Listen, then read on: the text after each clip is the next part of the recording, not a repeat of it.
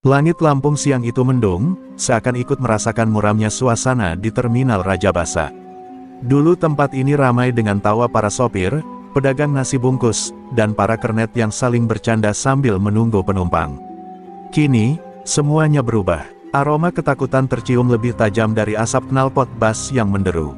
Tak ada lagi suara tawa, hanya bisik-bisik waspada dan pandangan cemas setiap kali segerombolan pria berjaket kulit lewat di tengah terminal. Sejak 2 bulan terakhir, sekelompok preman baru datang entah dari mana. Mereka memungut uang keamanan, dengan alasan menjaga ketertiban terminal. Tapi semua orang tahu, itu hanya kedok pemalakan. Setiap kios, setiap pedagang asongan, bahkan tukang parkir kecil pun harus setor uang tiap minggu. Siapa yang menolak, pasti babak belur di pojok terminal. Polisi, tak satu pun berani turun tangan. Mereka seperti pura-pura buta, seolah preman-preman itu tak ada. Di tengah kegaduhan itu, seorang sopir bas Parubaya bernama Bang Darto terlihat duduk di bangku kayu, menatap kosong. Ia baru saja kehilangan uang setoran harian karena dipalak 3 orang berambut cepak. Ini terminal, bukan kandang preman, gumamnya dengan nada getir. Tapi tak ada yang bisa dilakukan. Semua yang mencoba melawan, selalu berakhir dengan luka atau hilang tanpa kabar. Ketakutan sudah mengakar di setiap sudut Raja Basa. Sementara itu, di sisi barat terminal, beberapa pedagang kecil berkumpul diam-diam. Kalau begini terus, kita semua bisa bangkrut, ujar Bu Rini, penjual lontong sayur yang sudah berdagang di situ lebih dari 15 tahun. Dulu aman, tenang, bahkan kalau ada copet pun cepat diurus. Sekarang, jangankan copet, preman malah yang jadi raja di sini. Kalimatnya disambut anggukan lemah dari pedagang lain. Tak ada solusi, hanya pasrah. Suara bentakan tiba-tiba memecah suasana. "Woi, uang keamanan mana?"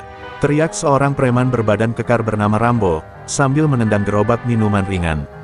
Kaleng minum beterbangan, sebagian mengenai kepala anak kecil yang ketakutan di dekat situ. Sang ibu hanya bisa menarik anaknya menjauh sambil menunduk, tak berani melawan. Semua orang di sekitar diam, menahan napas. Terminal seolah berhenti berputar saat itu juga. Di kejauhan, dari balik asap knalpot bas, tampak sosok pria Parubaya berjalan pelan sambil membawa tas selempang lusuh. Rambutnya sebagian memutih, wajahnya tenang tapi tatapan matanya tajam bagai bilah pisau tua. Ia berhenti sejenak di depan warung kopi kosong, menatap ke arah kerumunan preman yang tengah memaki. Tak ada ekspresi marah di wajahnya, hanya tatapan dingin yang entah kenapa membuat udara seolah membeku sesaat.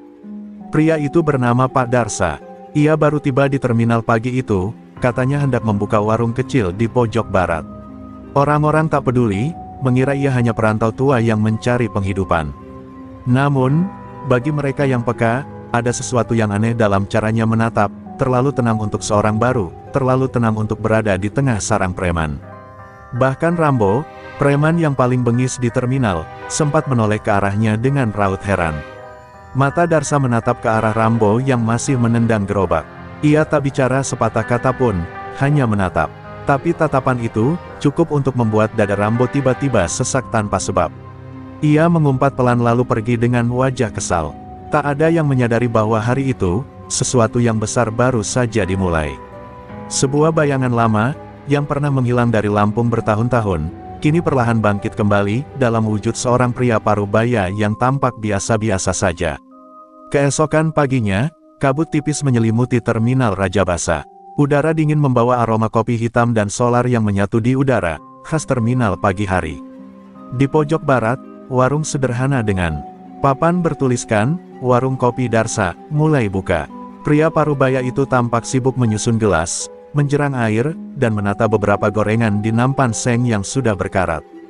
Gerakannya pelan tapi pasti, penuh ketenangan yang jarang ditemui di tempat sekeras terminal.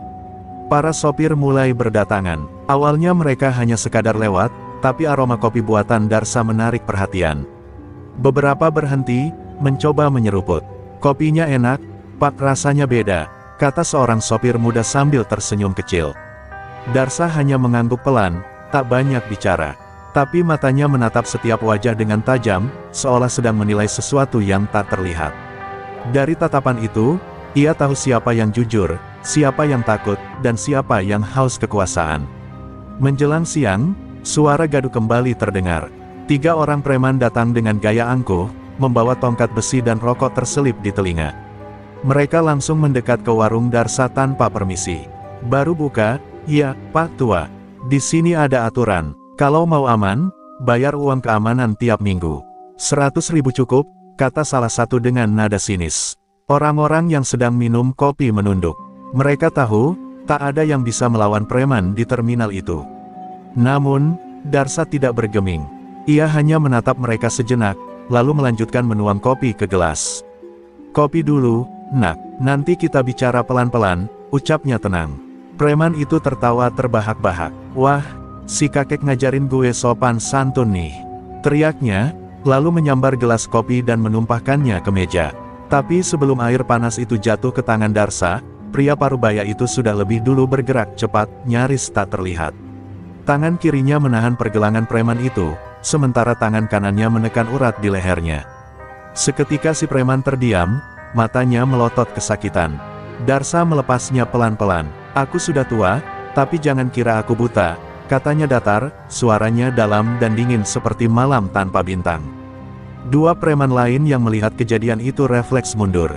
"Woi, cabut aja, bro, dia bukan orang biasa," bisik salah satunya. Dalam sekejap, mereka pergi dengan wajah pucat.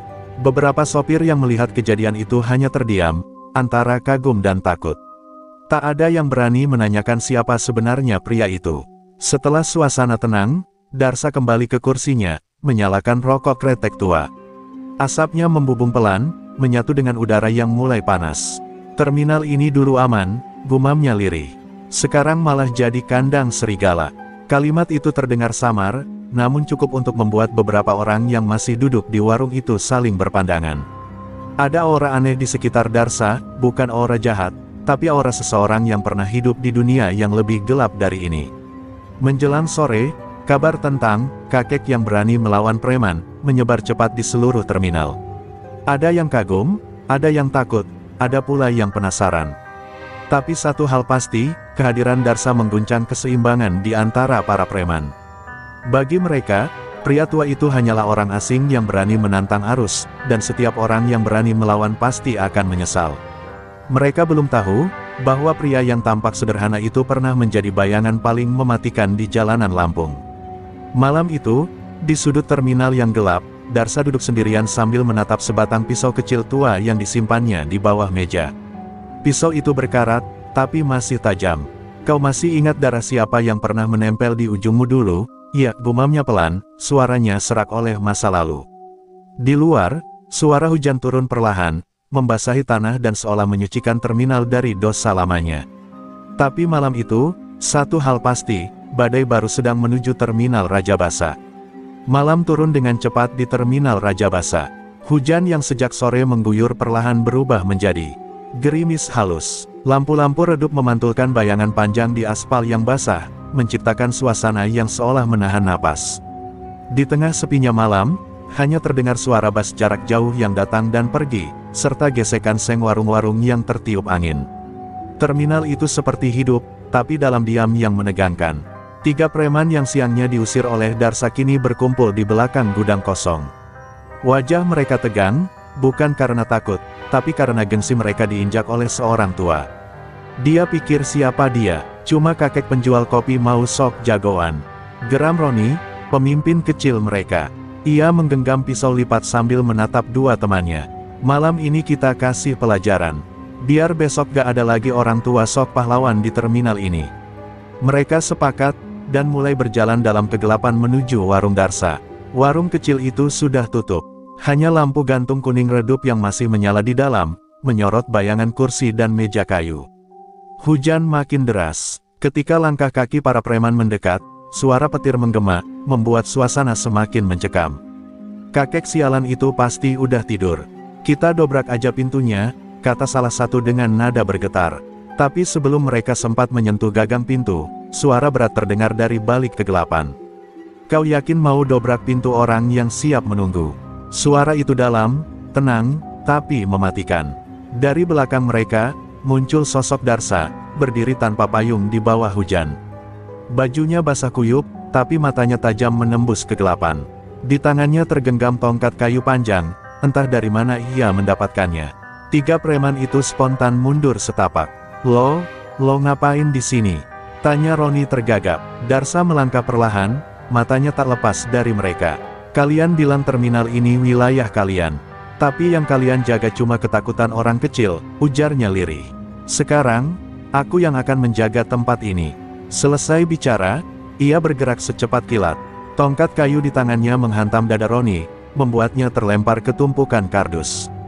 2 lainnya mencoba menyerang, tapi Darsa menghindar dengan gerakan yang begitu tenang, seperti orang yang sudah ratusan kali melakukan hal ini. 1 tendangan menghantam lutut, 1 lagi tepat di ulu hati. Dalam hitungan detik, ketiganya tumbang di genangan air hujan. Roni masih berusaha bangun, tapi tongkat Darsa menekan lehernya ke tanah. Pergi, dan bilang pada semua temanmu, terminal Raja Basa sudah punya penjaga. Nada suaranya tak keras, tapi dingin, tajam, penuh keyakinan. Roni hanya mengangguk dengan wajah pucat sebelum terseret kabur bersama 2 temannya. Hujan masih mengguyur, menutupi jejak darah kecil yang tercampur di genangan air. Beberapa sopir malam yang melihat dari kejauhan hanya bisa diam. Tak ada yang berani bicara, tapi dalam hati mereka mulai muncul rasa yang berbeda, antara kagum dan takut. Sosok tua itu bukan sekadar pedagang kopi. Ada sesuatu dalam dirinya yang berbahaya, sesuatu yang seolah pernah menguasai dunia kekerasan ini. Saat semua kembali tenang, Darsa menatap langit malam yang pekat. Ia menyalakan sebatang rokok, membiarkan asapnya terhembus bersama angin dingin. Darah memang tak pernah bisa hilang dari tangan, gumamnya perlahan. Tapi mungkin, kali ini, darah yang tumpah bisa membersihkan yang lain. Suara langkah kakinya perlahan menjauh, meninggalkan terminal yang kini hanya diterangi sisa cahaya lampu redup, dan kisah tentang teror malam pertama yang akan jadi pembuka kebangkitan legenda lama Lampung.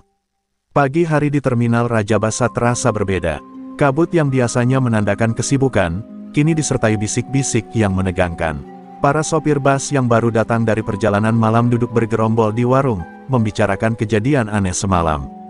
3 preman itu katanya dipukuli habis-habisan. Bro, katanya kakek penjual kopi yang ngelakuin, bisik salah satu kernet dengan nada tak percaya. Yang lain menimpali, mana mungkin. Orang tua itu kelihatannya lemah. Namun di mata mereka ada rasa penasaran yang sulit disembunyikan. Bu Rini, penjual lontong sayur yang warungnya bersebelahan dengan milik Darsa, menatap pria tua itu dari kejauhan. Ia melihat Darsa menyapu pelan lantai warungnya, seolah tak pernah terjadi apa-apa. Orangnya aneh, tenang banget. Tapi matanya itu, Bu Mary, gumamnya pada pelanggan. Darsa hanya menatap sekilas ke arah mereka, lalu tersenyum samar. Tak ada kata keluar dari bibirnya, tapi senyum itu entah kenapa membuat bulu kuduk orang-orang berdiri. Di sisi lain terminal, Roni dan 2 temannya masih terbaring di gudang tua. Luka mereka parah, tulang rusuk memar, dan wajah lebam. Mereka tak berani melapor ke atasan karena malu telah dikalahkan oleh seorang pria tua. Namun, kabar itu tetap bocor. Dalam dunia preman, kabar seperti ini menyebar lebih cepat daripada api. Nama, Pak Darsa, mulai disebut-sebut dengan nada setengah takut, setengah marah. Menjelang siang, beberapa pedagang kecil mulai memberanikan diri mendekat ke warung kopi Darsa. Pak, kopi 1, ya, ujar seorang sopir dengan suara bergetar. Darsa mengangguk, menuangkan kopi tanpa bicara. Setelah beberapa menit, sopir itu akhirnya memberanikan diri bertanya, Pak, itu semalam beneran Bapak yang? Darsa hanya menatap, lalu berkata pelan, kadang, orang jahat harus diajari apa arti takut. Tapi jangan tanyakan caranya. Suara itu tenang, tapi dalam. Seolah setiap katanya mengandung beban masa lalu yang berat. Ketenangan itu tak bertahan lama. Dari kejauhan, tampak beberapa preman baru datang menggunakan motor besar.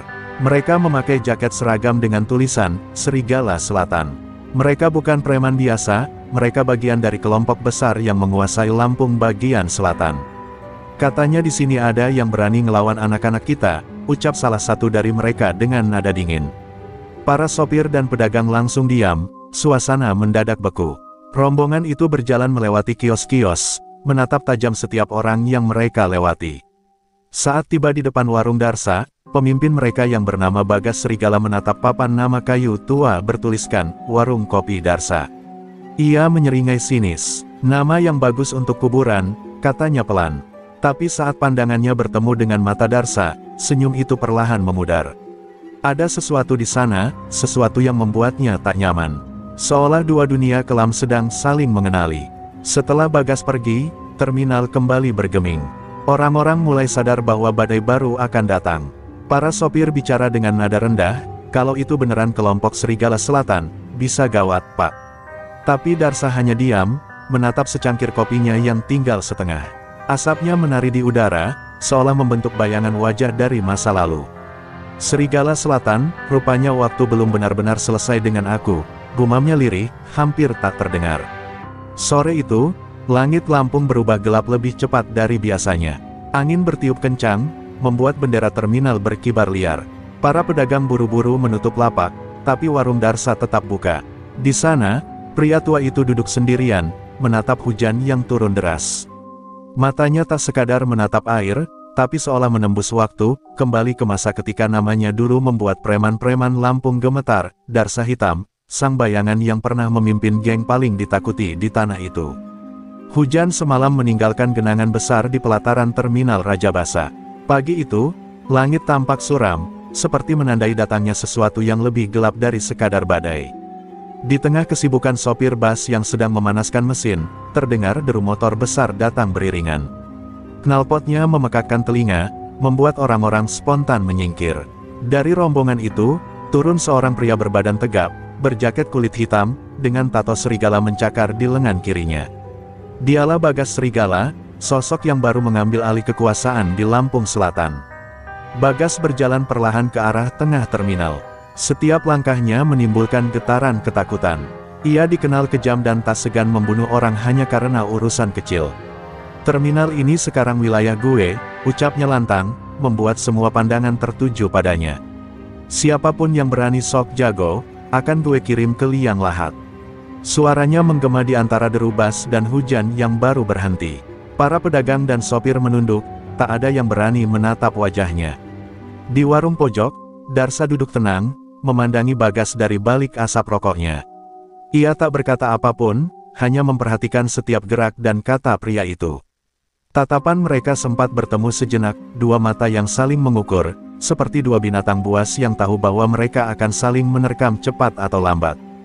Dalam sekejap, suasana terminal yang tadinya hanya tegang berubah menjadi mencekam. Orang-orang bisa merasakan hawa aneh di udara, seolah dua arwah lama sedang bangkit dari kubur. Beberapa jam kemudian, Bagas memanggil semua preman lokal untuk berkumpul di parkiran bus malam. Ia berdiri di atas kap mobil, memandangi mereka. Mulai hari ini, semua kios, bus, ojek, pedagang, semua setor ke gue. Tak ada pengecualian, termasuk warung baru itu, apa namanya? Warung Darsa. Ucapannya membuat semua orang terdiam. Orang tua itu sok jagoan, iya. Bagus. Gue suka kalau ada yang berani, biar gue bisa bunuh pelan-pelan, lanjutnya sambil tertawa dingin. Kabar ancaman itu cepat menyebar. Para pedagang yang simpati pada Darsa mulai cemas. Bu Rini bahkan sempat menghampiri warung kopi sore itu. Pak, saya dengar mereka mau cari Bapak. Lebih baik Bapak pergi dulu. Terminal ini bukan tempat aman, katanya dengan nada khawatir.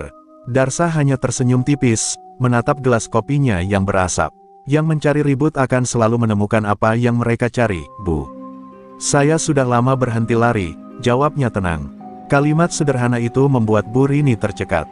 Malamnya, beberapa anak buah Bagas datang mengintai warung Darsa. Mereka tidak berani menyerang langsung, tapi cukup untuk mengawasi dan menebar teror. Di sudut terminal, bayangan mereka bergerak seperti serigala lapar. Namun, Darsa sudah tahu. Ia menatap mereka lewat pantulan kaca jendela warungnya, lalu tersenyum samar. Kau pikir aku tidak tahu caramu berburu, Bagas? Bisiknya pelan, nada suaranya seperti memanggil masa lalu yang telah lama dikubur. Tak banyak yang tahu bahwa 20 tahun lalu, Bagas adalah mantan anak buah Darsa sendiri. Ia dulu hanyalah pemuda kasar yang belajar ilmu jalanan dari Darsa Hitam, pemimpin geng legendaris di Lampung. Tapi ambisi dan pengkhianatan memisahkan mereka. Bagas berkhianat, merebut wilayah Darsa, bahkan membunuh adik satu-satunya. Luka itu tak pernah sembuh. Kini, takdir membawa mereka kembali di tempat yang sama, di terminal yang dulu mereka kuasai bersama. Darsa menatap malam dari balik jendela, angin meniup tirai lusuh warungnya. Di tangannya tergenggam pisau kecil berkarat, pisau yang sama yang dulu ia pakai dalam pertempuran terakhir melawan pengkhianatnya. Kau sudah tumbuh menjadi serigala besar, Bagas, gumamnya lirih. Tapi ingat, setiap serigala akan mati di malamnya sendiri. Di luar, langit mulai kembali gelap. Terminal Raja Basa yang tenang itu seolah menahan napas, menunggu pertempuran dua legenda kelam yang tak bisa dihindari. Malam itu, langit Lampung tampak muram. Awan pekat menggantung seolah menandakan akan ada badai yang turun, bukan dari langit, tapi dari tanah terminal yang mulai bergetar karena langkah-langkah kaki para preman baru yang datang. Suara motor dengan knalpot bising meraung menembus kesunyian malam. Sekelompok preman dengan jaket kulit hitam dan tato di leher memasuki area terminal dengan senyum sinis. Mereka adalah sisa-sisa geng luar kota yang dikirim untuk mencari siapa yang berani menghabisi kelompok Darman. Katanya, ada bapak tua yang bikin kacau, ucap salah satu dari mereka dengan nada mengejek. Hahaha, kita habisi aja sekalian biar jadi contoh. Mereka tertawa keras, tak sadar bahwa dari balik bangku kosong terminal, mata tajam seorang pria parubaya tengah memperhatikan setiap gerak mereka. Itulah Pak Suryo, wajahnya datar, tapi pandangannya menusuk tajam seperti bilah pisau yang siap menebas kapan saja. Pak Suryo berdiri perlahan, langkahnya tenang tapi berisi. Di tangannya, hanya sebatang tongkat kayu tua yang dulu digunakan untuk menopang jalannya. Namun malam itu, tongkat itu berubah menjadi alat keadilan. Kalian cari siapa? Suaranya tenang, tapi cukup keras untuk membuat para preman berhenti tertawa. Salah satu preman besar mendekat dengan sombong, jadi ini dia, bapak tua yang katanya jagoan terminal. Sudah waktunya kau pensiun, Kek. Tak ada kata lagi. Dalam sekejap, tongkat Pak Suryo melesat mengenai lutut preman itu hingga terdengar bunyi krek yang memekakkan. Preman itu jatuh sambil menjerit kesakitan. Dua orang lainnya maju serentak, tapi gerakan Pak Suryo terlalu cepat. Tongkatnya berputar, menghantam dada satu, lalu menebas rahang yang lain. Tubuh mereka terpelanting ke tumpukan karung beras, tak bergerak. Suara teriakan dan benturan memenuhi malam. Preman-preman lain mulai panik. Mereka berusaha menyerang dari segala arah, namun setiap pukulan Pak Suryo selalu tepat sasaran, penuh pengalaman dan ketenangan mematikan. Satu demi satu tumbang, napas mereka tersengal di antara darah dan debu terminal. Hujan pun mulai turun perlahan, menambah kesan kelam pada malam itu. Di tengah hujan, Pak Suryo berdiri tegak di bawah lampu temaram. Wajahnya basah, namun matanya tetap dingin. Ia melihat tubuh-tubuh yang tergeletak di sekitarnya. Bukan rasa bangga yang ia rasakan, melainkan duka. Ia tahu, setiap tindakan yang ia ambil malam ini membawa konsekuensi besar. Terminal ini bukan tempat kalian bermain, katanya pelan, seolah berbicara pada bayangan masa lalunya sendiri. Dari kejauhan, seorang lelaki bertubuh besar dengan luka di pipinya menatap kejadian itu. Dialah Bayu, tangan kanan Darman yang selama ini bersembunyi. Ia menyaksikan sendiri bagaimana rekan-rekannya dihancurkan oleh seorang pria tua yang tenang namun mematikan. Dengan mata merah membara, Bayu berbisik, "Baiklah, Pak Suryo, kalau ini perang, aku akan buat Lampung berdarah." Dan malam itu, terminal yang sempat sunyi kembali menjadi saksi bahwa ketenangan di Lampung hanyalah awal dari badai yang lebih besar. Karena dendam telah lahir, dan darah akan kembali tumpah di tanah terminal yang dulu damai itu. Pagi menjelang dengan suasana mencekam. Terminal Lampung kini bagai kuburan sunyi. Sisa darah yang mengering di aspal menjadi saksi malam penuh kekerasan itu. Petugas keamanan hanya bisa diam, pura-pura tak tahu. Mereka sudah terlalu lama takut. Namun dari balik warung kopi kecil di ujung terminal, beberapa warga mulai berbisik tentang bapak tua yang menghabisi para preman. Nama Pak Suryo kini menjadi legenda dadakan, antara pahlawan dan ancaman. Sementara itu, di sebuah rumah tua di pinggiran kota, Pak Suryo duduk termenung menatap foto lamanya. Di sana, ia masih muda, mengenakan jaket kulit dengan tulisan, Geng Serigala Timur. Matanya berkaca-kaca, ia bukan orang biasa, bukan pula pahlawan. Ia adalah mantan pemimpin geng paling disegani di Lampung pada masanya, sebelum memilih menghilang. Setelah kematian sahabatnya yang terbunuh dalam perang antar geng belasan tahun lalu. Aku sudah berjanji untuk berhenti dari dunia itu, tapi kenapa mereka harus datang lagi, gumamnya lirih. Di tempat lain, Bayu, bekas tangan kanan Darman, kini mempersiapkan langkah besar. Ia tahu pria tua itu bukan orang sembarangan. Kalau benar dia mantan pemimpin geng Serigala Timur, berarti darah yang tumpah semalam belum cukup, katanya sambil memukul meja keras. Ia mengumpulkan puluhan preman dari berbagai daerah Lampung, bahkan memanggil beberapa orang dari Palembang. Bayu bersumpah akan menuntut balas, bukan hanya demi gengnya, tapi juga demi harga dirinya. Di tengah kekacauan itu, seorang mantan anggota lama geng Serigala Timur datang menemui Pak Suryo. Namanya Wito, dulu ia adalah tangan kanan Pak Suryo yang paling setia. Rambutnya kini sudah memutih, tapi sorot matanya masih sama. Bang Suryo, aku tahu cepat atau lambat mereka akan datang lagi. Bayu bukan anak kecil, dia mau balas dendam. Dan kalau dia sampai tahu siapa abang sebenarnya, Wito menggantungkan kalimatnya, tapi Suryo sudah paham maksudnya. Sudah waktunya, tuh, kata Suryo pelan. Mereka harus tahu siapa yang mereka ganggu. Ia berdiri, mengambil jaket kulit tua dari lemari. Jaket itu masih berdebu, namun lambang Serigala Timur di punggungnya masih utuh. Ketika ia mengenakannya, aura yang dulu sempat lenyap kini muncul kembali, aura pemimpin, aura penguasa jalanan. Sore harinya, berita tentang kebangkitan sosok misterius di terminal menyebar cepat. Para sopir bus, tukang parkir, dan pedagang mulai menyebut nama Pak Suryo dengan rasa hormat dan takut yang sama. Katanya dulu dia bisa habisi geng satu kota sendirian, ujar seorang sopir. Kalau dia balik, berarti terminal ini bakal bersih lagi. Tapi tak semua percaya, banyak juga yang khawatir jika masa lalu kelam itu benar-benar kembali. Malamnya, Pak Suryo berdiri di tengah terminal. Hujan turun deras, seolah alam ikut bersedih. Ia menatap kosong ke arah jalan masuk terminal, menunggu sesuatu. Dan benar saja, suara deru motor terdengar lagi. Kali ini, jumlahnya lebih banyak. Lampu-lampu motor menembus hujan, membentuk barisan panjang. Bayu datang, dengan wajah penuh amarah, dan lusinan anak buah di belakangnya. Di bawah langit yang gelap dan hujan yang tak henti, dua generasi dunia bawah siap bertemu. Bayu melangkah maju dengan senyum licik, jadi ini si legenda tua yang bikin ribut di wilayahku.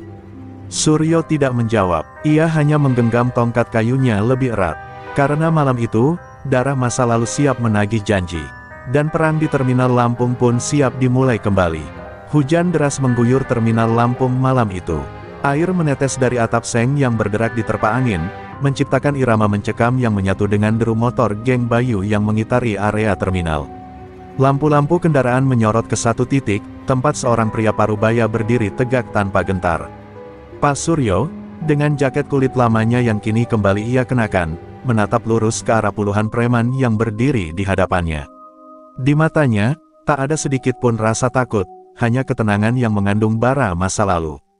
Bayu turun dari motornya, membiarkan hujan membasahi seluruh tubuhnya. Wajahnya keras, penuh luka lama, tapi sorot matanya menyala dengan kebencian. Jadi ini legenda yang katanya tak terkalahkan, ujarnya sambil tertawa sinis. Kau hanya lelaki tua yang terlalu sombong untuk mati. Pak Suryo tak menjawab, hanya menatapnya lama. Lalu pelan, ia berkata, kau belum tahu siapa yang kau hina, nak. Dunia ini sudah kubentuk jauh sebelum kau belajar memegang besi. Preman-preman Bayu mulai maju, mengelilingi Pak Suryo. Namun sebelum mereka sempat menyerang, tongkat kayu itu kembali menari. Sekali ayunan, menghantam, dua orang langsung tumbang, terpental ke genangan air. Suara benturan tubuh dan teriakan kesakitan bergema di antara hujan. Gerakannya cepat, presisi, dan berpengalaman, seperti serigala tua yang kembali berburu setelah lama bersembunyi. Bayu sempat tertegun, ia tak menyangka pria setua itu masih memiliki kekuatan dan refleks secepat itu. Namun Bayu tak tinggal diam. Ia mencabut sebilah pisau panjang dari balik jaketnya, lalu menerjang dengan teriakan membabi buta. Suryo memutar tongkatnya, menangkis serangan itu, namun Bayu jauh lebih muda, penuh tenaga, dan licik. Sebuah tendangan keras menghantam perut Suryo hingga ia tersungkur ke tanah. Kau sudah tua, Suryo, teriak Bayu sambil menendang tongkat yang terlepas. Tapi di balik kelemahannya, Suryo masih menyimpan napas terakhir yang berbahaya. Ia menggenggam tanah basah, lalu menendang lutut Bayu dengan kekuatan penuh. Bayu terjatuh ke genangan air, pisau terlepas dari tangannya. Dalam sekejap, Suryo memukul rahangnya dengan keras hingga darah muncrat dari mulutnya. "Kau kira kekuatan membuatmu menang?" ujar Suryo dengan suara serak. Yang membuat menang adalah jiwa yang tak menyerah dan niat untuk melindungi. Bayu meraung, bangkit kembali, meninju tanpa arah. Tapi setiap pukulannya ditangkis, dibalas dengan pukulan keras dari tongkat yang kini kembali di tangan Suryo. Pertarungan itu berlangsung sengit dan brutal. Hujan terus mengguyur, membasahi tubuh keduanya yang sama-sama berdarah. Hingga akhirnya, satu pukulan telak menghantam dada Bayu, membuatnya terjatuh dan terdiam. Ia tergeletak menatap langit, sementara Suryo berdiri terengah, menatap tubuh pemuda itu dengan tatapan iba. "Kau masih muda, Bayu, dunia ini bukan tempat untuk keserakahan." Ucapannya nyaris tenggelam oleh suara hujan. Ketika semua preman menyadari pemimpinnya tumbang, mereka mundur satu persatu. Tak ada yang berani mendekat. Terminal kembali sunyi, hanya suara hujan dan napas berat Suryo yang tersisa. Ia menjatuhkan tongkatnya, lalu berlutut. Hujan menutupi darah di wajahnya, seolah alam ingin mencuci semua dosa masa lalu. Dalam keheningan itu, Suryo berbisik lirih pada dirinya sendiri, "Aku tak ingin jadi legenda lagi, aku hanya ingin tempat ini tenang." Ia menatap langit malam yang kelam, sadar bahwa kemenangan malam ini bukan akhir, melainkan awal dari sesuatu yang lebih besar. Karena dalam dunia jalanan, kedamaian selalu menuntut darah sebagai harga. Beberapa hari setelah pertarungan malam itu, terminal Lampung kembali hidup. Suara klakson bas, pedagang yang memanggil pembeli, dan tawa para sopir perlahan menggantikan suara benturan besi dan jeritan yang dulu memenuhi tempat itu. Orang-orang mulai menyebut nama Pak Suryo dengan nada hormat dan kagum. "Kalau bukan karena dia, mungkin terminal ini sudah dikuasai preman lagi," kata seorang sopir sambil menyeruput kopi. Namun di balik kedamaian yang baru lahir itu, ada sesuatu yang bergejolak, sesuatu yang gelap, yang datang dari masa lalu Pak Suryo sendiri. Malam itu, ketika Suryo duduk di bangku warung kopi yang sepi, seorang lelaki berjas hitam menghampirinya. Wajahnya keras, dan di pipinya ada bekas luka panjang. "Lama tak bertemu, Bang," ucapnya dengan nada dingin. Suryo menatap lekat-lekat, nafasnya tertahan sesaat, ia mengenal suara itu. "Rama," bisiknya lirih. Rama adalah mantan wakilnya di geng Serigala Timur, pria yang dulu ia anggap saudara sendiri, tapi menghilang setelah perang besar antara geng mereka dengan Kuda Hitam, 20 tahun silam. Rama tersenyum tipis, tapi sorot matanya bukan lagi seperti dulu. "Aku dengar kau kembali beraksi. Hebat, Bang." Tua-tua keladi. Suryo tidak membalas senyuman itu. Ia tahu, di balik kata-kata dingin Rama, tersimpan amarah lama yang belum padam. "Aku hanya ingin ketenangan, Ram," jawab Suryo pelan. Tapi Rama menepuk bahunya keras, mencondongkan tubuhnya. "Ketenangan, setelah kau meninggalkan aku di medan perang, membiarkanku hampir mati. Kau pikir aku bisa tenang?" Suaranya berubah menjadi geraman penuh dendam. Suryo menunduk, rasa bersalahnya terasa nyata. Dulu, dalam pertempuran sengit antar geng, ia terpaksa mundur bersama beberapa anak buahnya, meninggalkan Rama yang tertembak. Ia kira Rama sudah mati.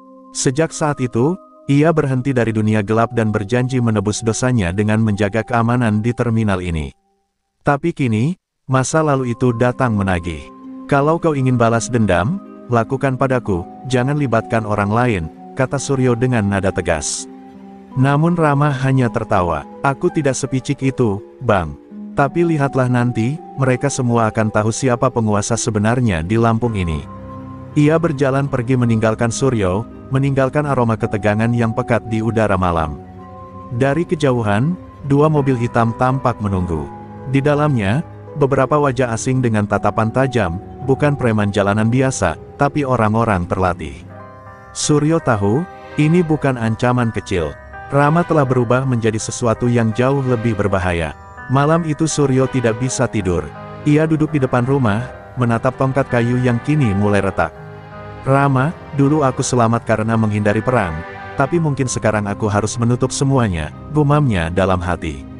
Ia tahu, pertempuran baru akan segera dimulai. Bukan lagi melawan preman jalanan, melainkan melawan masa lalunya sendiri.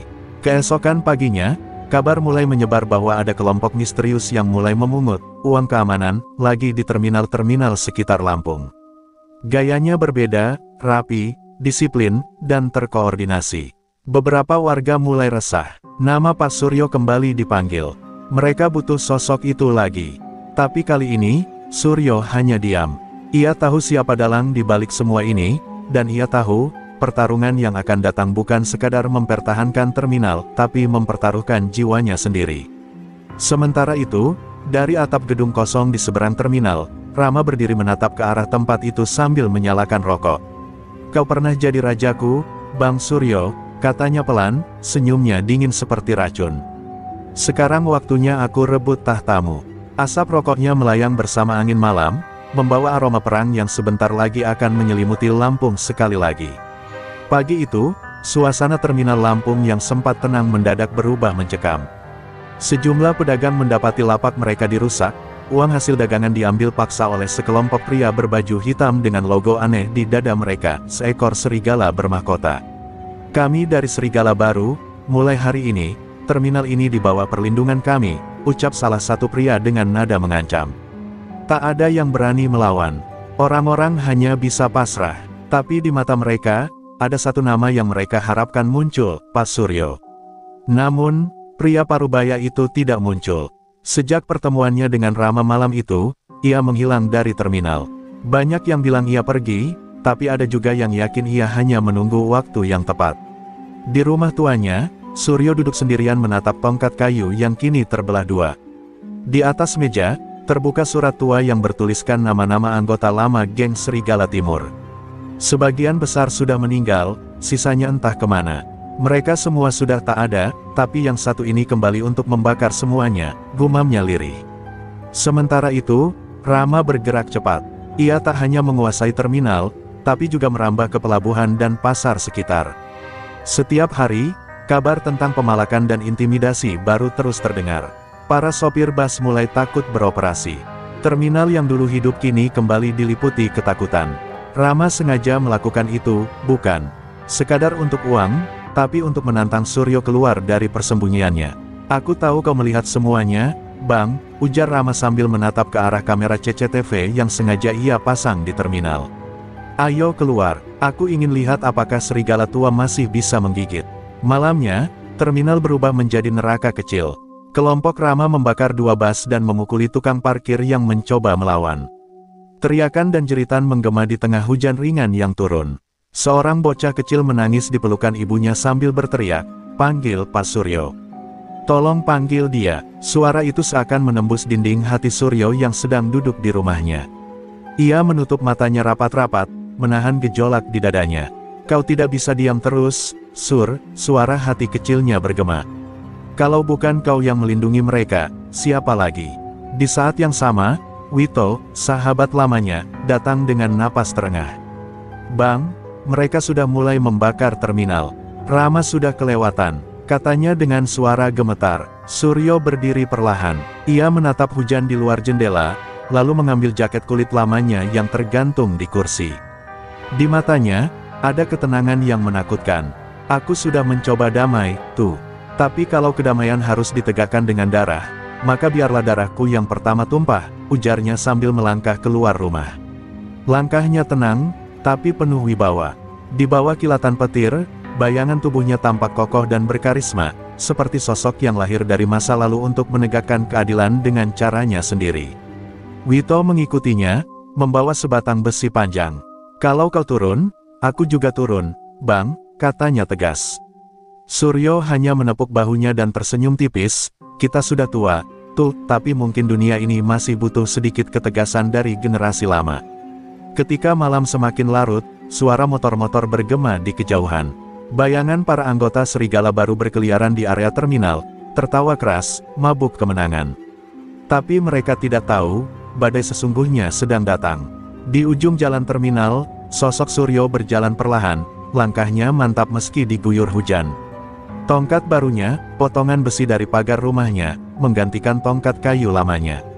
Matanya menatap lurus ke arah lampu-lampu yang berkedip. "Sudah cukup, Ram," gumamnya. "Kau ingin aku keluar, sekarang aku datang." Dan malam itu, langit Lampung kembali menggelap. Bukan karena hujan, tapi karena bayangan masa lalu yang kembali berjalan di atas tanah terminal, siap menebus dosa dan menuntaskan semua dendam yang belum padam. Malam itu, Langit Lampung masih diguyur hujan deras. Di tengah deru petir, langkah-langkah berat terdengar menyusuri gang sempit di belakang terminal. Pak Suryo berjalan dengan mantap, ditemani Wito di belakangnya. Wajah mereka serius, basah oleh hujan dan lumpur, namun sorot mata keduanya menyala seperti bara lama yang kembali menyala setelah lama padam. Mereka bukan lagi dua orang tua biasa malam itu, mereka adalah legenda yang bangkit dari tidur panjang. "Kau yakin mau lakukan ini lagi, Bang?" tanya Wito dengan suara berat. Suryo menatapnya tajam, "Dulu aku berhenti karena ingin kedamaian, tuh. Tapi sekarang, kedamaian itu mereka injak-injak." Langkah mereka membawa keduanya ke sebuah bengkel tua di pinggiran kota. Tempat itu tampak usang, tapi begitu pintunya diketuk dengan pola tertentu, tuk, tuk tuk tuk, tuk, terdengar suara dari dalam, kode lama, "Siapa yang datang?" "Serigala Timur," jawab Suryo tenang. Suara besi bergemerincing, dan pintu terbuka perlahan. Di baliknya berdiri tiga pria tua dengan wajah keras namun mata yang bergetar antara kaget dan haru. "Bang Suryo, kami kira abang sudah mati," ujar salah satu dari mereka, bernama Haris, mantan tangan kanan yang dulu kabur ke Palembang. Suryo tersenyum tipis. "Aku juga kira kalian semua sudah mati," katanya sambil menepuk bahu mereka satu persatu. Keheningan menyelimuti ruangan itu sesaat, lalu berubah menjadi getaran semangat yang mulai terasa lagi. Di meja kayu tua, peta terminal, pasar, dan pelabuhan terbentang. "Rama sudah ambil semua wilayah kita. Dia jadikan geng Serigala Timur yang dulu kita bentuk, jadi sarang teror," kata Wito dengan nada geram. Haris mengepalkan tangan. "Kalau begitu, waktunya kita rebut lagi." Suara gemuruh petir di luar seolah menjawab semangat mereka. Suryo menatap peta dengan mata tajam. "Kita tidak perlu banyak orang. Kita hanya butuh niat yang bersih. Kita bukan preman lagi. Kita hanya ingin Lampung aman seperti dulu." Kalimat itu menjadi sumpah mereka malam itu. Mereka tahu usia tak lagi muda, tubuh tak lagi sekuat dulu, tapi semangat mereka, semangat menjaga tanah sendiri, masih menyala tanpa kompromi. Beberapa hari kemudian, kabar mengejutkan beredar di kalangan bawah. Orang-orang mulai melihat wajah-wajah lama berkeliaran lagi. Sopir-sopir bus tersenyum lega melihat Haris membantu menertibkan terminal. Wito menjaga parkiran, memastikan tak ada pemalakan. Dan di malam hari, mereka berlatih lagi, dengan tongkat, rantai, dan tekad. Mereka menamai kelompok kecil mereka Serigala Timur baru, bukan untuk berkuasa, tapi untuk menegakkan keadilan di wilayah mereka sendiri. Rama, di sisi lain, murka mendengar kabar itu. "Jadi dia benar-benar ingin melawan aku," bentaknya sambil melempar kursi ke dinding. Anak buahnya berusaha menenangkan, tapi mata Rama merah membara. "Kumpulkan semua orang. Aku mau terminal itu jadi lautan api. Aku akan tunjukkan pada orang tua itu bahwa dunia ini bukan lagi miliknya." Teriaknya, amarahnya bukan hanya karena kekuasaan, tapi karena harga diri. Ia tak bisa menerima kenyataan bahwa bayangan masa lalu kembali menantangnya. Sementara itu, malam kembali turun di terminal. Lampu-lampu mulai padam satu persatu, hanya tersisa cahaya kecil dari warung kopi di pojok tempat Suryo biasa duduk. Di sana, ia kembali duduk diam, menatap langit yang kini mulai reda. "Serigala Timur tidak pernah mati," katanya pelan. Wito menatapnya dari sisi, lalu berkata, "Kita akan buat mereka tahu, Bang, kalau keadilan masih punya gigi." Suryo tersenyum samar, dan malam ini, gigi itu akan menggigit lagi. Hujan berhenti, tapi aroma petir masih menggantung di udara. Di balik keheningan itu, Lampung bersiap menyambut malam paling kelam yang akan datang, malam di mana dua serigala, tua dan muda, akan saling menerkam demi tahta yang pernah mereka bangun bersama. Suasana malam di terminal Raja Basa mulai berubah mencekam. Lampu-lampu jalan yang biasanya temaram kini seperti ikut bergetar oleh hawa tegang yang menggantung di udara. Beberapa sopir angkot berkumpul di warung kopi, membicarakan kejadian-kejadian aneh yang belakangan ini mengguncang terminal. Katanya, preman-preman yang suka malak itu lenyap satu persatu. "Nggak tahu kemana," bisik seorang sopir dengan suara serak. Sementara di sudut warung, Pak Wiryo hanya diam, menatap secangkir kopinya yang sudah dingin. Di matanya, ada bara lama yang mulai menyala kembali.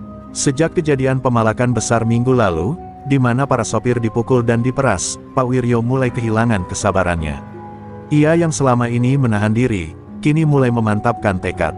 Ia tahu, Kekerasan tidak selalu membawa solusi, tapi jika kebaikan terus diinjak, maka diam adalah dosa. Sudah cukup, gumamnya lirih, suaranya seperti angin yang berhembus di antara asap rokok. Ia berdiri perlahan, meninggalkan warung itu tanpa sepatah kata. Namun langkahnya berat, seperti sedang menapaki jalan yang sudah ia kenal sejak masa lalu. Beberapa preman yang masih tersisa mulai curiga. Mereka mendengar kabar bahwa ada seseorang yang sengaja mengincar mereka satu persatu. Salah satu dari mereka, Jali, berkata dengan nada ketakutan, "Gue rasa ini kerjaan orang dalam. Nggak mungkin orang luar berani segitu gila di terminal ini." Tapi bosnya, Benny si gagak, hanya tertawa mengejek. "Halah, paling juga warga sok jago. Besok kumpulin anak-anak, kita sapu bersih terminal ini, biar nggak ada yang berani macam-macam lagi." Namun malam itu, sebelum mereka sempat bergerak, sesuatu yang tak mereka duga terjadi. Dari balik lorong sempit di belakang pos keamanan, muncul sosok pria tua dengan langkah pelan tapi tegas. Tatapannya dingin, wajahnya tenang, tapi sorot matanya membuat dada siapapun yang menatapnya bergetar. Dialah Pak Wiryo. Di tangan kirinya, ia membawa tongkat besi panjang yang sudah bengkok di ujungnya. "Kalian pikir bisa seenaknya menguasai tempat ini?" Suaranya pelan, tapi menggema seperti petir di dada para preman. Benny berdiri dengan marah. "Heh, kakek tua, jangan sok jadi pahlawan di depan anak-anak gue," teriaknya sambil melangkah maju. Tapi sebelum ia sempat mendekat, tongkat besi itu melayang cepat, menghantam meja dan memecahkannya jadi dua. Suara dentuman itu membuat semua preman terdiam.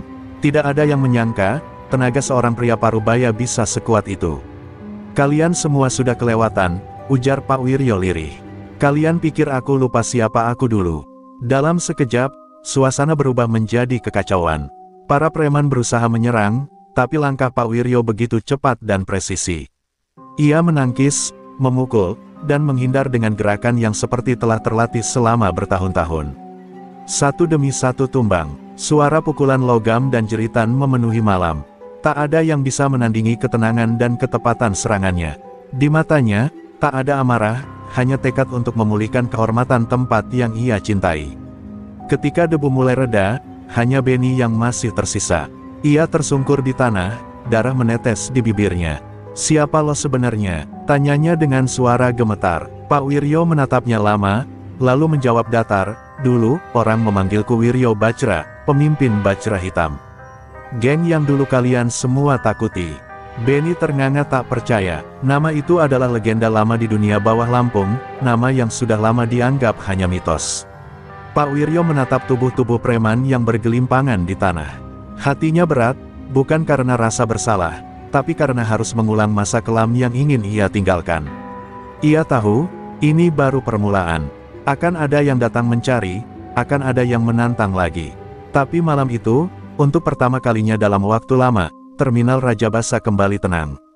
Angin malam berhembus membawa bau hujan, seolah langit pun memberi restu kepada lelaki tua yang sekali lagi turun tangan demi ketenangan kota ini.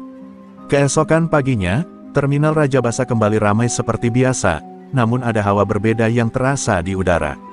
Orang-orang berbisik pelan, membicarakan kejadian semalam yang sudah menyebar seperti api. "Kau dengar," katanya Benny gagak dan anak-anaknya dihajar habis-habisan sama orang tua misterius, bisik seorang pedagang nasi uduk.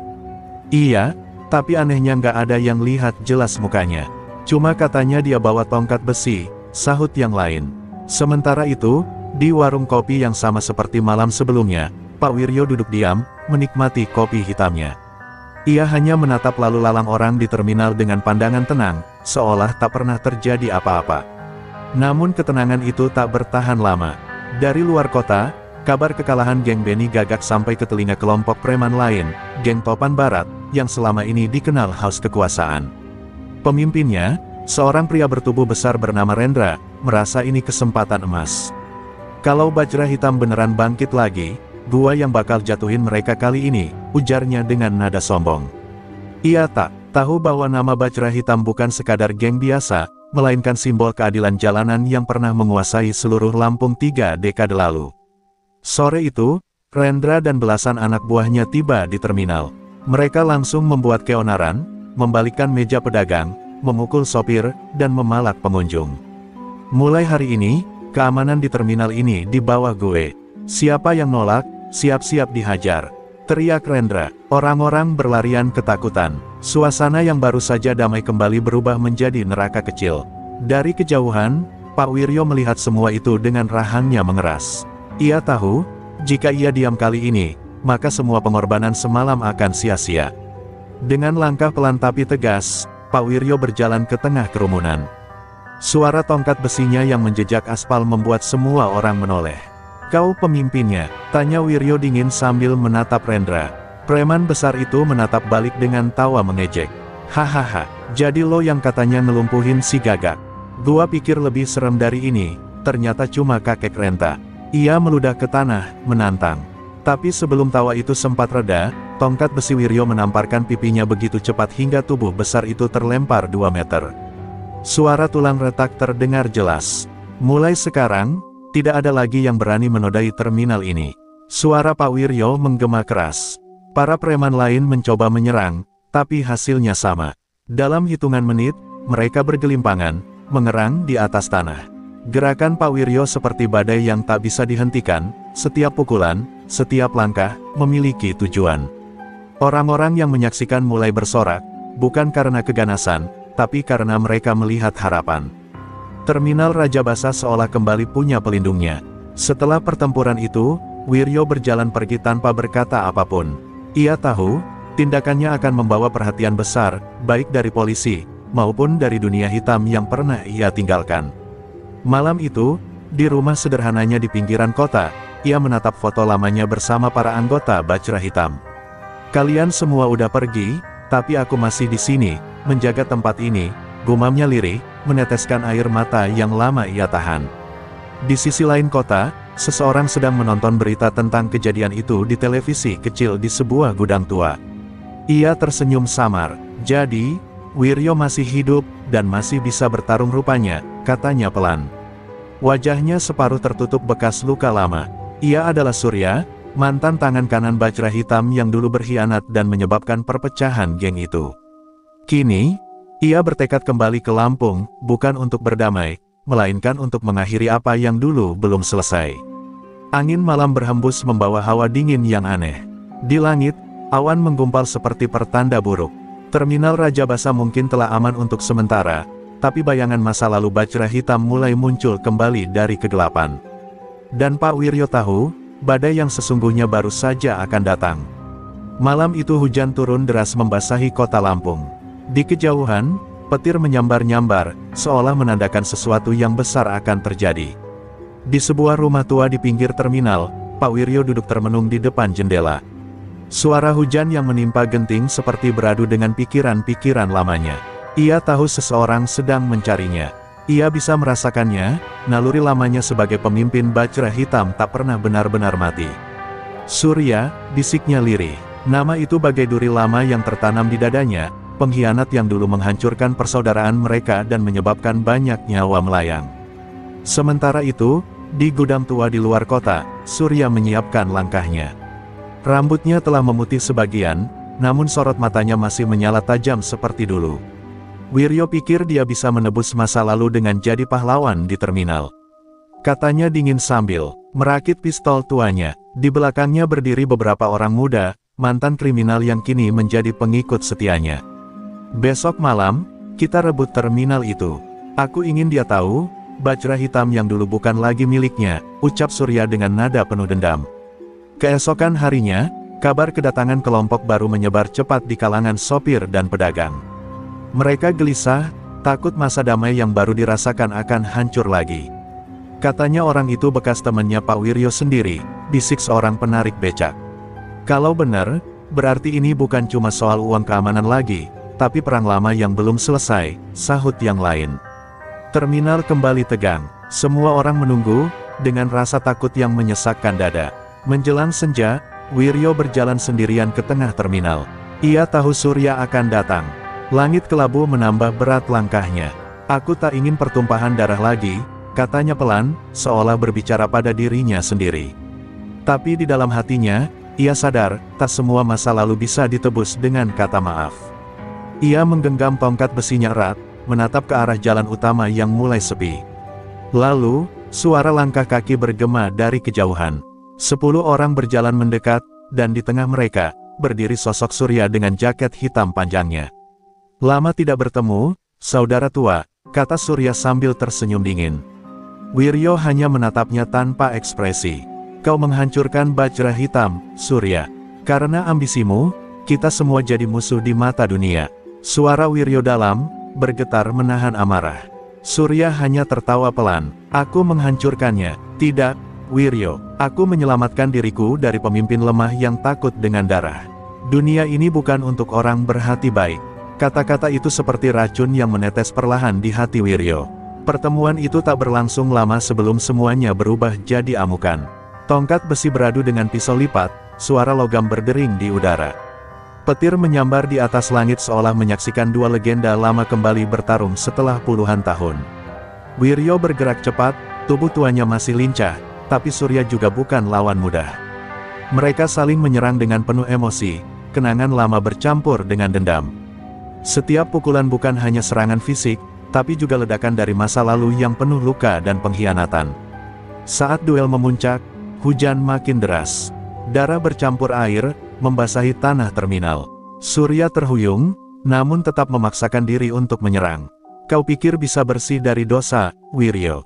Kita sama, teriaknya. Tapi kali ini, Wiryo menangkis dengan tenang, lalu memutar tongkatnya dan menghantam dada Surya keras-keras hingga pria itu terlempar ke genangan air. Mungkin benar, kita sama. Tapi aku memilih menebus, bukan terus menambah luka, katanya dengan napas berat. Orang-orang yang menonton dari kejauhan tak berani mendekat. Mereka hanya melihat dua sosok legenda yang dulu menakutkan kini bertarung bukan demi kekuasaan, tapi demi harga diri dan kebenaran. Ketika Surya akhirnya terkapar lemah, Wiryo menatap langit yang mulai reda dari hujan. Semoga kau tenang, saudara lama. Semua ini harus berakhir di sini. Ia berbalik pergi perlahan, meninggalkan masa lalunya yang kini terbaring di tanah basah terminal. Namun dalam hatinya, ia tahu, luka itu takkan pernah benar-benar sembuh. Malam itu, suasana terminal kembali sunyi setelah duel legendaris antara dua sahabat lama. Hujan sudah reda, namun genangan air di tanah masih memantulkan sisa-sisa lampu jalan yang redup. Pak Wiryo berjalan perlahan dengan tubuh lelah, darah menetes dari luka di pelipisnya.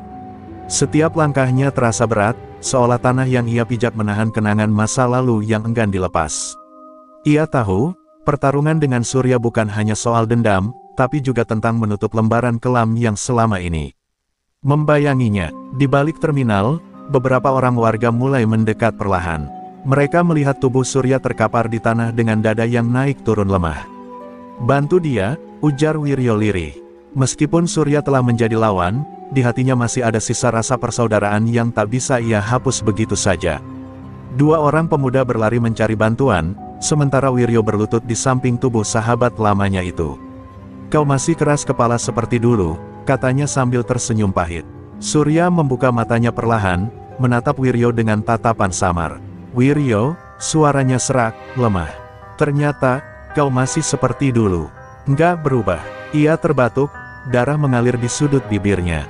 Kau selalu pilih jalan benar, meski dunia ini jahat. Wiryo hanya menunduk, menatap tangan tuanya yang berlumur darah. Aku nggak sempurna, Surya. Aku juga kotor, tapi aku lelah hidup dalam dendam, jawabnya lirih. Surya tersenyum kecil. Mungkin, kau benar, tapi bagi orang seperti kita, kedamaian cuma mimpi. Kalimat itu pelan, sebelum matanya terpejam perlahan. Wiryo menutup mata Surya dengan tenang. Tidak ada air mata, hanya keheningan panjang yang menusuk. Di dadanya, ada beban yang akhirnya terangkat, sekaligus rasa kehilangan yang dalam. Ia berdiri perlahan, menatap langit malam yang kini bersih tanpa hujan. Istirahatlah, Surya. Bajra Hitam sudah berakhir malam ini, gumamnya. Kata-kata itu seperti doa terakhir bagi masa lalu yang penuh darah dan kehormatan. Keesokan paginya, kabar tentang kejadian itu menyebar ke seluruh kota. Polisi datang, tapi tak ada satupun warga yang bersuara tentang siapa yang sebenarnya melumpuhkan kelompok Surya. Semua sepakat menjaga rahasia itu. Mereka tahu, tanpa sosok Pak Wiryo, terminal itu mungkin sudah hancur. Seorang petugas muda sempat bertanya kepada para sopir, siapa yang melakukan ini. Namun seorang sopir tua hanya tersenyum dan menjawab singkat, itu urusan Tuhan, nak. Yang penting terminal ini aman kembali. Beberapa hari kemudian, terminal Rajabasa berubah total. Tak ada lagi pungutan liar, tak ada ancaman dari preman. Warga mulai berani berjualan dengan tenang. Di warung kopi kecil, tempat yang dulu jadi saksi bisu kekacauan, Pak Wiryo duduk sendiri menatap jalanan. Ia tak lagi membawa tongkat besinya. Di wajahnya kini hanya tersisa ketenangan dan sedikit lelah. Akhirnya, bisiknya, tempat ini bisa bernapas lagi. Namun di balik kedamaian itu, bayangan masa lalu masih menempel di pikirannya. Kadang di malam hari, ia mendengar suara tawa teman-teman lamanya dari geng Bajra Hitam, suara yang dulu memenuhi lorong-lorong kota Lampung dengan ketegasan dan persaudaraan. Ia tahu, mereka semua telah pergi, tapi jiwa mereka tetap hidup dalam setiap langkahnya. Ia menghembuskan napas panjang dan menatap bintang yang mulai bermunculan di langit. Bajra Hitam memang sudah tiada, ujarnya pelan, tapi semangatnya akan tetap menjaga tempat ini. Ia meneguk kopi terakhirnya, lalu berdiri meninggalkan warung. Angin malam menyentuh wajahnya lembut, membawa aroma tenang dari terminal yang kini benar-benar damai. Di balik punggungnya, orang-orang melihat sekilas bayangan lelaki tua itu, mantan legenda yang telah menebus masa lalunya dengan keberanian dan pengorbanan. Pagi itu, matahari terbit di atas terminal Rajabasa dengan sinar keemasan yang lembut. Burung-burung beterbangan di antara tiang-tiang listrik, dan suara pedagang mulai menggema lagi. Hidup kembali terasa normal, tak ada lagi wajah preman berkeliaran, tak ada lagi ancaman yang menakutkan. Terminal itu seakan mendapat kehidupan baru. Namun, di bangku tua dekat pos keamanan, Pak Wiryo duduk sendiri, menatap lalu lalang orang dengan senyum tenang. Kini, tak ada lagi yang mengenalnya sebagai legenda Bajra Hitam. Bagi semua orang, ia hanyalah pria parubaya, yang setiap pagi menikmati kopi sambil menjaga ketertiban. Beberapa sopir dan pedagang yang lewat selalu menyapa dengan hormat. "Pagi, Pak Wiryo," seru mereka. Ia hanya mengangguk sambil tersenyum. Di dalam hatinya, ada kebahagiaan yang sederhana, kebahagiaan karena melihat tempat ini damai tanpa perlu kekerasan. Ia tahu, darah dan amarah tidak lagi diperlukan untuk menjaga kehormatan. Ternyata kedamaian itu sederhana, gumamnya pelan. Asal kita berani berhenti di waktu yang tepat. Kata-kata itu meluncur seperti doa yang lembut di antara hiruk-pikuk terminal. Namun tubuhnya tak sekuat dulu. Luka-luka masa lalu mulai terasa kembali. Kadang ia terbatuk keras, kadang pandangannya kabur. Tapi ia tidak pernah mengeluh. Ia percaya, selama masih bisa berdiri dan menatap pagi, hidupnya belum sia-sia. "Aku sudah menebus semuanya," katanya lirih sambil menatap langit biru. Di wajahnya terpancar kelegaan, seolah beban berat yang ia pikul selama puluhan tahun akhirnya terangkat. Suatu sore, ketika langit mulai berwarna jingga, seorang pemuda menghampirinya. "Pak, saya dengar dulu Bapak orang besar, benar ya?" tanya pemuda itu polos. Wiryo tertawa pelan. "Orang besar? Enggak, Nak. Dulu saya cuma orang bodoh yang berpikir bisa menyelesaikan semuanya dengan kekerasan." Pemuda itu terdiam, menatap sosok tua di depannya. "Tapi Bapak sekarang malah disegani semua orang." Wiryo menepuk bahunya dengan lembut. "Dihormati itu mudah, Nak. Tapi disegani karena kebaikan, itu butuh waktu dan luka." Malamnya, terminal kembali sepi. Wiryo duduk di bangku yang sama, memandangi lampu-lampu yang berkelip. Ia mengeluarkan foto lama dari saku bajunya, foto para anggota Bajra Hitam saat masih muda, tertawa bersama. Ia tersenyum kecil, lalu menatap ke langit. "Kita sudah selesai, kawan, sekarang biarkan dunia ini tenang," ucapnya pelan. Angin malam meniup pelan rambutnya, membawa aroma damai yang menenangkan. Di kejauhan, suara azan Isya terdengar lembut, menandakan hari hampir usai. Ketika pagi menjelang keesokan harinya, warga menemukan Pak Wiryo masih duduk di bangku itu, tenang, dengan senyum damai di wajahnya, namun tubuhnya sudah tak bernyawa. Di sampingnya, terselip foto lama dan secangkir kopi yang belum habis. Tak ada yang menangis keras, tak ada yang panik. Semua yang melihat hanya menunduk dan berbisik lirih, dia sudah beristirahat dengan tenang. Hari itu, seluruh terminal berhenti bekerja selama 1 jam penuh untuk menghormati sosok yang telah mengorbankan segalanya demi kedamaian. Beberapa bulan kemudian, di depan pos keamanan terminal, berdirilah sebuah plakat sederhana bertuliskan, "Untuk Wiryo Bajra, penjaga terakhir terminal ini. Ia datang membawa badai, pergi meninggalkan damai." Orang-orang yang lewat selalu berhenti sejenak di depannya, mengingat kisah seorang pria yang pernah melawan kejahatan dengan keberanian dan akhirnya menemukan kedamaian di ujung jalan hidupnya. Pesan moral, kekuatan sejati bukanlah tentang seberapa keras kita bisa memukul, tapi seberapa besar kita mampu menahan diri untuk tidak kembali pada kegelapan. Dendam hanya melahirkan luka baru, tapi keberanian untuk memaafkan dan menebus kesalahan akan melahirkan kedamaian sejati. Tidak ada masa lalu yang terlalu kelam untuk diperbaiki, selama hati masih punya niat untuk berubah.